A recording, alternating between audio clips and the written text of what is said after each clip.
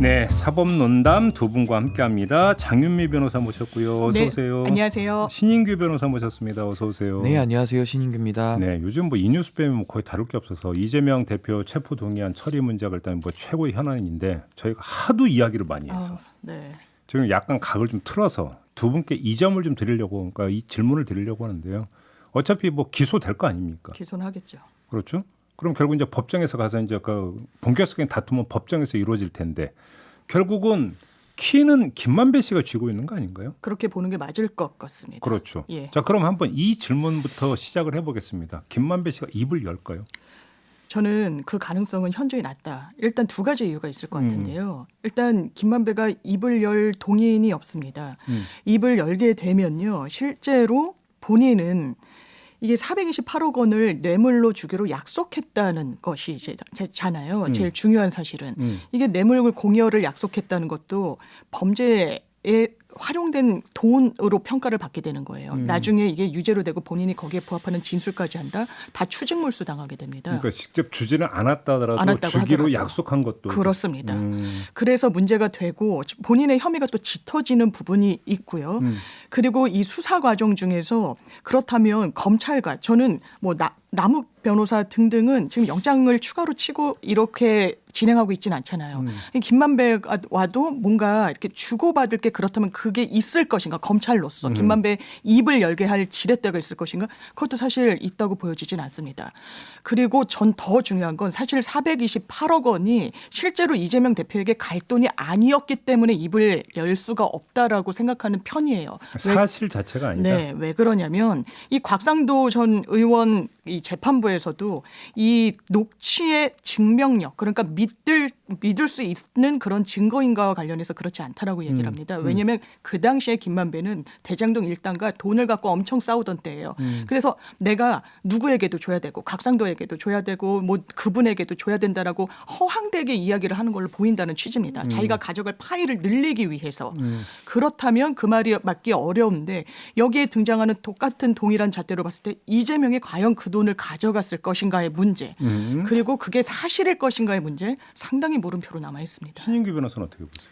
일단은 뭐 김만배 씨가 지금 이제 재구속이 되지 않았습니까? 그렇다고 한다면은 이제 김만배 씨 입장에서도 조금 이제 멘탈적으로 좀 흔들릴 가능성도 있기는 합니다. 그리고 또 하나는 지금 이제 김만배 씨의 입만을 너무 좀 주목을 하고 있는데 이번에 검찰이 제출한 구속영장 청구서 같은 데를 보면은 사실 이것이 김만배 씨만 지금 관여된 사안이 아닙니다. 결국에는 이재명이라고 하는 성남시장을 중심으로 해서 당시에 이재명 시장의 최측근이라고 하는 정진상과 김용 그리고 유동규라고 하는 사람도 지금은 유동규 씨가 태세를 전환했기 때문에 마치 이재명 시장에 대해서 멀리 떨어져 있는 사람처럼 느껴지지만은 이분이 측근 중에 측근이거든요. 2009년부터 성남에서 리모델링 조합장 회장하면서 이재명 대표 선거를 도왔고 사실상 이재명 대표를 키워온 사람입니다. 그러면서 성남시장 재직 중에도 그 성남도시개발공사에 들어가서 기획본부장 역할을 하면서 사실상 이 대장동을 최종 총괄하는 입장이었거든요. 그렇다면 그런 것들이 이재명 대표의 신임이 없이 이런 것들이 가능했겠느냐도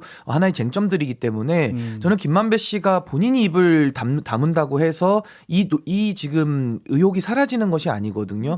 그래서 저는 다른 관련자들의 증언들도 같이 나오고 있기 때문에 김만배 씨가 어느 정도까지는 버티겠습니다만은 상황이 또 달라져서 또 진실을 얘기할 가능성도 배제할 수는 없다. 저는 이렇게 생각합니다. 여기서 이제 갈르죠. 이제 지금 얘기가 이제 섞였는데 428억 약정설이 하나가 있고, 네. 그다음에 50억 이제 클럽이 또 있지 않습니까?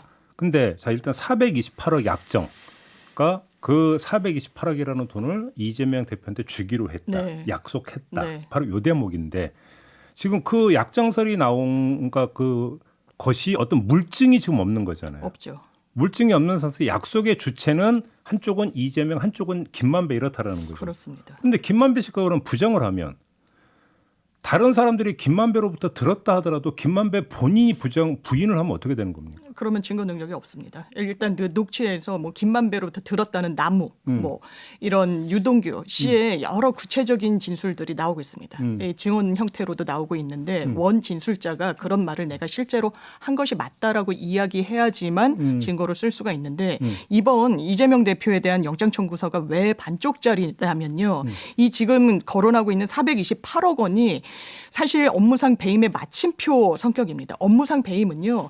이 특정 특정 세력에게 큰 이익을 줬다라는 사실관계만으로 성립하는 범죄가 아니에요. 본인의 임무에 위배해서 본인 내지는 제3자가 재산상 이득을 취해야 됩니다. 위배해서 그렇습니다. 그러니까 이래서 정상적 정책 판단인데 결과가 네. 손해를 끼친 거라면 죄를 물을 수 없다. 죄를 물을 수 없고요. 고의가 있어야 되고 그렇다면 검찰이 영장에 설시한 내용을 보면 이거 위배했다. 의도적으로 이렇게 초과이익 환수 등을 하지 않았다는 취지인데 그렇다면 그것으로 인해서 얻은 이 업무상 배임이 요구하고 있는 재산상 이익은 무엇이냐. 물음표예요. 그게 구멍으로 남아 있습니다. 그게 지금 구속영장 청구서에도 기재가 안 됐다는 없습니다. 그게 428억 원이라는 게 검찰의 시선일 텐데 이 부분이 구멍으로 남아 있으면 이건 공소유지가 사실상 어렵다고 저는 보고 있고요. 예. 그렇다면 428억의 실체를 수사 과정 중에라도 밝힐 수 있을 것인가?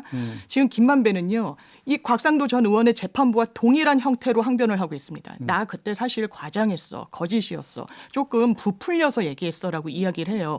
그 말이 거짓으로 보기가 어렵습니다. 재판부 판단도 마찬가지였던 것이거든요. 그렇다면 이 어떤 수사의 공백을 메울 수 있을 것인가? 전 메우기 상당히 어렵다고 봅니다. 신규 변호사는 어떻게 생각하세요? 그 428억에 대해서는 그 소위 말하는 뭐 그분의 것이다 해서 그분이 누구냐 뭐 이런 약간 주체에 대한 지금 논란이 좀 있는 것 같고요. 뭐 뇌물이라는 것은 사실은 뭐 수수나 그런 거 요구나 약속만으로도 또 처벌이 되는 것이기 때문에 그 부분도 있고 지금 사실 이게 뇌물이나 뭐 배임이나 뭐 정치자금법 이런 게 다 섞여 있거든요. 근데 뭐 배임에 대해서도 지금 말씀하시니까 법리적으로는 장미 변호사님 설명하신 게 맞고 또 거기에 대해서는 지금 영장 청구서를 보면은 임무 위배 사안에 대해서 다 적시를 하고 있습니다. 그러니까 결국은 어마어마한 이 성남시에서 대장동을 통해 가지고 민간업자들한테 사실은 천문학적인 액수를 사실상 몰아준 거거든요. 그러니까 어떻게 보면은 성남시에 있는 인허가권을 사유화해가지고 특정인들 뭐 김만배 씨나 남욱 씨 뭐 그리고 성남시에서는 유동규나 김용, 정진상 뭐 이런 사람들이 기능적 행위 지배를 하면서 사실상 한 일당들이란 말입니다. 근데 그 정점에는 이재명 대표가 있는 것인데 지금 이재명 대표가 알았느냐 몰랐느냐 알았다라고 한다면은 공범관계로 같이 묶일 수밖에 없는 것이고 몰랐다라고 한다면은 본인의 또 정치적 무능으로 또 빠질 수밖에 없는 이런 굉장히 곤란한 상황이거든요. 그래서 저는 이미 이익이 간 거는 국민들이 다 아십니다. 얼마나 많은 사람들이 공분을 했고 허탈해 하셨습니까? 그렇다면 관건은 이재명 시장이 당시에 이 성남시청에서 가지고 있는 권한들을 가지고 성남도시개발공사라는 걸 만들어가지고 이 일을 다 진행을 한 것인데 이것이 성남시청에 대해서 가지고 있는 그런 권한들에 대한 임무 위배냐. 근데 이 부분에 대해서는 검찰이 상당히 많은 부분에 대해서 임무 위배를 다 적시하고 있거든요. 그래서 이 부분은 전 재판부의 판단을 받아봐야 된다 이렇게 보고 있습니다. 그러니까 배임 구성 요건이 되느냐 안 되느냐 그 부분과 관련된 거죠. 상당히 상세하게 적시는 하고 있습니다. 또 한 가지는 그 김만배 씨가 만약에 입을 안 열고 내지 부인을 계속하고 네. 더 나아가서 장미 변호사 말씀대로 사실이 아니어서 부인할 수밖에 없다면 네. 곽상도 50억의 어떤 1심 판결에 준해서 본다면 공소유지가 쉽지가 않다는 얘기는 나올 수 있는 거 아닙니까? 그렇죠. 만약에 지금 상황으로만 딱 놓고 얘기를 해서 만약에 이것이 고착화된다. 그렇다면은 저도 재판부가 뭐 곽상도 의원의 선례로도 보여줬기 때문에 법과 원칙에 따라서 사법부는 운용되는 것이거든요. 그 저는 사법부를 신뢰합니다. 그렇기 때문에 뭐 이 부분에 대해서도 검찰이 최선을 다해서 공소유지를 하겠습니다만은 좀 부실하다 싶다면은 뭐 무죄가 나올 가능성도 배제는 할 수가 없는 것이죠. 자, 여기서 또 하나가 50억 클럽 얘기하는데 곽상도 전 의원에게는 아들 퇴직금 명목으로 50억이 직접 갔잖아요. 근데 지금 나머지 멤버들한테 50억이 갔다라고 하는 뭐는 아직은 안 나오고 있는 그렇죠. 거잖아요. 돈의 흐름이 포착되지 다만 녹취록에 아무개가 이제 나열되고 있다. 이렇게 놓고 본다면 428억 주기로 했어라고 하는 거와 네. 50억 주기로 했다라고 하는 것은 사실은 같은 비슷한 케이스가 되는 거잖아요. 맥락입니다. 예. 그러면 이것도 마찬가지로 김만배 씨가 입을 열지 않으면 입증이 어렵다 이런 얘기로 연결이 되는 겁니까? 그렇습니다. 김만배라는 사람은요. 예. 기자를 평생 했던 사람이에요. 시행이나 이런 데 노하우가 있는 사람 아닙니다. 나중에 합류하게 돼요. 대장동 일당에. 왜? 어떤 대관 업무나 로비 등의 필요성이 있다라고 판단을 한 겁니다. 기존에 개입했던 남욱 변호사 등등이. 그러니까 자기는 그 임무를 잘해야 된다라고 생각을 하는 거예요. 그리고 법조 출입을 오래 해서 이른바 법조계 인사들과의 어떤 연결고리 이걸 사업에 도움이 되도록 하는 게 자기의 롤이었던 겁니다. 그러니까 이 원래 있던 사람들에게 자기의 존재감을 끊임없이 이야기하는 거예요. 나 누구한테도 얼마를 줘야 되고 내가 오늘은 누구를 만났고 이런 식으로. 그런데 돈의 실체는 곽상도 전 의원을 제외하고는 아주 정확하게 짚히는 게 없습니다. 물론 뭐 박영수 전 특검의 딸이 굉장히 저가로 분양을 받고 이런 흐름이 좀 잡힌 건 있죠. 근데 50억과 관련해서는 뚜렷한 이 뭔가의 흐름이 없기 때문에 이 수사가 상당히 난항에 좀 봉착할 수밖에 없고 같은 또 맥락에서 보면 이재명 대표 428호 내가 주기로 했다 뭐 이런 얘기들도 같은 맥락에서 좀 믿기가 어려운 겁니다. 근데 사실 그 뇌물이라는 것이 그렇게 드러나게 뭐 계좌이체해서 송금하거나 네. 아니면은 뭐 무슨 요즘에 촌스럽게 뭐 사과박스 담아가지고 배달 시키고 이러지 않거든요. 네. 굉장히 좀 고도화되고 지능화되는 부분이 있기 때문에 저는 아직 그 곽상도 의원의 사례와 지금 이 사례들은 좀 다른 면은 분명히 있습니다. 그런데 박영수 전 특검이나 권순일 전 대법관에 대해서 수사가 착수가 됐나요?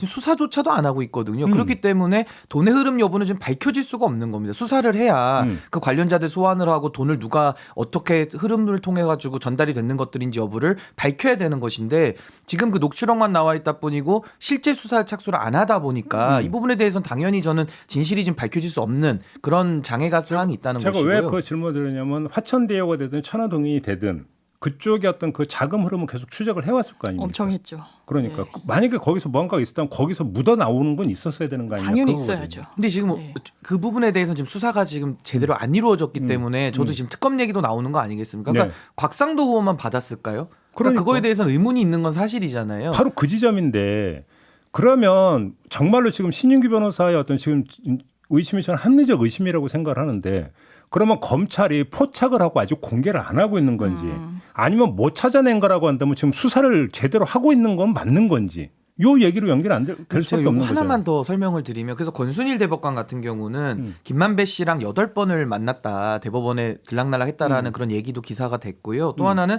권순일 씨는 화천대유라고 하는 그 회사 김만배 씨가 설립한 그 회사에 고문으로까지 취직을 했습니다. 그러니까 이 정도의 연관성이 있는데도 지금 수사가 안 되고 있다는 것이 굉장히 미심쩍다 이런 말씀 드리고 싶습니다. 이 검찰이 영장을 칠 때 좀 확신을 갖고 무르익은 것만 넣게 돼 있습니다. 왜냐하면 재판부가 이런 사건은요. 지금 대장동 뭐 업무상 배임, CCTV가 있고 목격자가 있고 이런 사건이 아니에요. 법리적인 쟁점이 충돌하는 사건입니다. 그렇다면 정확한 사실관계를 넣어야 되는데 이게 만약에 법원으로 갔을 때 물론 지금 국회 단계에서 부결될 것이다라는 전망이 높긴 하지만 법원 단계로 갔을 때도 염두에 두고 영장 청구서는 설시할 수밖에 없거든요. 그렇다면 검찰이 이 부분을 왜 넣지 못했느냐?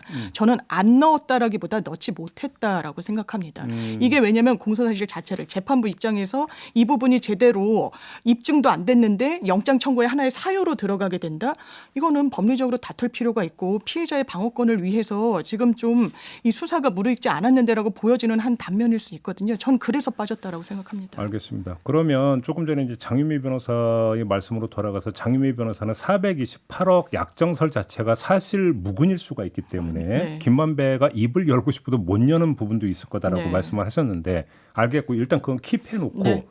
그러니까 100번 양보해서 만약에 어떤 그런 이야기가 오갔다고 치더라도 자 김만배가 과연 입을 열겠는가의 부분인데 제가 한번 좀 그 우문을 하나 던지면 이른바 플리박 인형이라고 하잖아요. 네. 물론 뭐 우리는 제도화까지는 되지는 않았지만 아무튼 그 여지가 있을까요, 없을까요? 제가 기본 좀 언론 주목도가 높은 사건을 계속 입회했던 적이 있어요. 그때 검찰이 입을 열게 하려고 플리바게닝은 이제 법적으로 보장돼 있는 제도는 아니니까요. 어떤 식으로 이야기를 하냐면 우리가 별건 다른 건이 있는데 영장 청구하지 않을게. 이 건에 대해서도 우리가 불구속으로 기소할 테니까 일단 협조를 해라란 취지로 이야기를 하더라고요. 보통 그런 식으로 나오는 예, 왜냐하면 영장 청구권이 기소 말고는 기소는 수순일 때 이거를 하나의 수단으로 활용할 수가 있는 거거든요. 검찰 네. 입장에서 뭐 수사 기술이라고 할 수도 있고요. 그렇다면 김만배 같은 경우에 이게 본인에게 뭔가 딜을 할 수 있는 매력적인 동의일까? 그렇지 않습니다. 이미 또 영장을 치기도 했고요. 이미 재구속이 돼버린 그렇죠. 거잖아요. 그리고 이제 검찰로서는 아마 이런 전략을 짠 것 같습니다. 그런 김만배를 좀 몰아쳐 보자. 왜냐하면 측근들에 대해서 추가로 수사를 했어요. 네, 맞아요. 예, 범죄 수익을 은닉했다는 취지였죠. 가장 가까운 두 사람을 구속 기소했고 본인도 이 증거인멸을 교사했다는 혐의로 재영장 청구를 해서 영장 발부가 됐는데 압박 카드를 끝까지 한번 활용해 보자라는 게 지금 김만배를 향한 검찰의 수사 전략 아닌가. 일종의 근데 효용은 없을 겁니다. 거래는 이제 거의 여지가 없으니까 네. 압박이다. 네. 신윤기 변호사 어떻게 생각하세요? 예, 뭐 일단은 검찰의 수사 기법 자체가 상당히 뭐 다양할 수 있기 때문에 뭐 그런 식의 전략을 쓸 수도 있는 건데 사실은 지금 김만배 씨가 사실은 요 대장동에 대한 그 몸통으로 거의 보이지 않습니까? 그러니까 근데 지금 입을 다물고 있어서 이 부분이 조금 그 난처한 부분이기는 한데 결국에는 뭐 유동규 씨 같은 경우에도 과거에 뭐 전혀 진술을 하지 않았었죠. 그리고 여러 가지 본인의 뭐 예를 들면 뭐 나로서 이게 꼬리 자르기 한다라든지 여러 가지 그런 심경의 변화들을 통해 가지고 이제는 오히려 좀 뭐 민주당 쪽에서는 뭐 이거 너무 좀 과도한 거 아니냐 싶을 정도로 요즘 많은 언론의 얘기를 또 하고 있거든요. 그래서 저는 김만배 씨 같은 경우도 이게 사실은 어떤 뭐 정확한 무슨 물증을 가지고서 지금 할 수 있는 상황은 아니고 결국은 사람들의 진술을 가지고서 할 수밖에 없는 상황에서 저는 뭐 좀 지켜봐야겠습니다만은 저는 태도 변화할 가능성도 좀 없진 않다. 그래서 좀 지켜볼 필요 있다 이렇게 봅니다. 이제 정리가 좀 필요한 시점인데 설령 이제 기소를 해서 대정동 관련해서 배임 혐의로 기소가 된다고 하더라도 김만배 씨가 입을 열지 않으면 공소 유지해서 유죄를 끌어내기가 쉽지가 않다. 지금 장유미 변호사의 네. 진단은 한마디로 정리하면 이런 거고. 그렇습니다. 신윤규 변호사는 꼭 김만배의 입에 의존하지 않더라도 다른 입증 경로가 있을 수 있지 않느냐. 지금 이 말씀이신 거죠? 그렇습니다. 정리를 하자면 알겠고요. 요거 별건으로 하나 요거 좀 여쭤. 어제 나온 뉴스를 보면 그 이재명 대표도 또 하나의 수사, 그러니까 그 리모델링 사업과 관련해서 예. 각종 특혜를 줘서 또 배임 혐의로 수사를 하고 있다. 원래 이제 경찰로 넘어갔는데 불송치 결정이 내려지니까 이의 신청을 했고 검찰이 작년 5월부터 다시 이제 만지고 있다.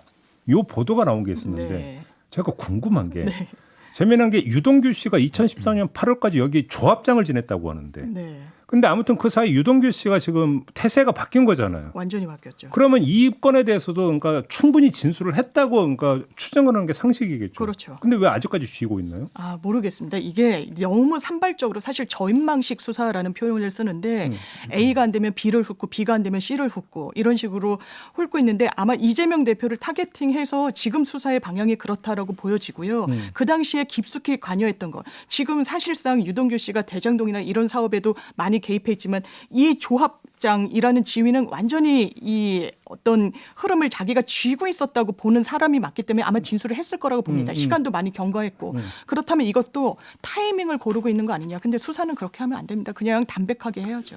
어떻게 보세요, 신규 변호사? 예, 지금 뭐 워낙 의혹들이 쏟아져 나오고 있기 때문에 뭐 이 부분은 조금 시간을 가지고 지켜볼 사안이라고 보고요.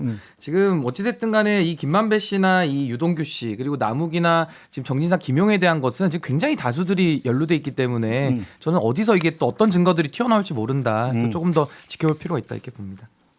그러니까 정말 끝이 어딘지 그걸 모르겠어요. 예, 정말 그리고 말이 너무 도돌이표. 바뀌고 있고만 이렇기 때문에 정리가 쉽진 않습니다. 야, 이렇게까지 오래 이렇게까지 다양하게 나오는 경우 혹시 보셨습니까? 저는 이게 사실 조국 전 장관 이야기를 하는데 사실 검찰이 마음 먹으면 이렇게 현미경식으로 이른바 탈탈 털 수가 있구나를 보여주는데 저는 대단히 좋지 않은 선례를 검찰 스스로 역사에 남기고 있다고 생각합니다. 근데 저는 이게 뭐 탈탈 터는 것도 터는 거지만은 결국에 이 대장동이라는 실체 자체가 굉장히 오래된 사건이고 복잡하기 때문에 이분에 대해서 근데 수사 안 하고 넘어갈 수는 없어서 근데 저는 굉장히 법과 원칙에 따라 했으면 좋겠습니다. 그러니까 탈탈 터는 건 터는 건데 턴 결과가 나오느냐, 그러니까요. 수사 실력이 있느냐, 이걸 좀 봐야 되는 거겠죠. 그렇습니다.